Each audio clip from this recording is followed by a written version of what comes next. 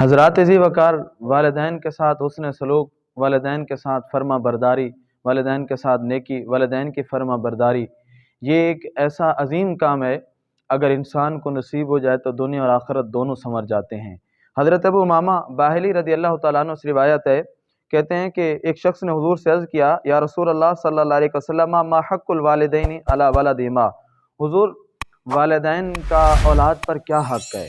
تو نبی علیہ السلام نے فرمایا، ہما جنتوں کا و ناروں کا، وہ تیری جنت بھی ہیں، تیری جہنم بھی ہیں، یعنی ان کی خدمت کر کے تو جنت میں جا سکتا ہے، ان کی نافرمانی کر کے تو جہنم میں جا سکتا ہے۔ یعنی والدین کی خدمت انسان کے لیے کامیابی کا بہترین ذریعہ ہے۔ اگر انسان چاہتا ہے کہ دنیا میں کامیاب ہو جائے تو اس کے پاس ایک ہی راستہ ہے، وہ یہ ہے کہ وہ والدین کا فرما بردار ہو جائے، شریعت کے دائرے میں رہتے ہوئے والدین کی فرما برداری، والدین کے ساتھ حسن سلوک، والدین کے ساتھ محبت اور شفقت سے پیش آنا، یہ انسان کے دونوں جہانوں کو سنوار دیتا ہے۔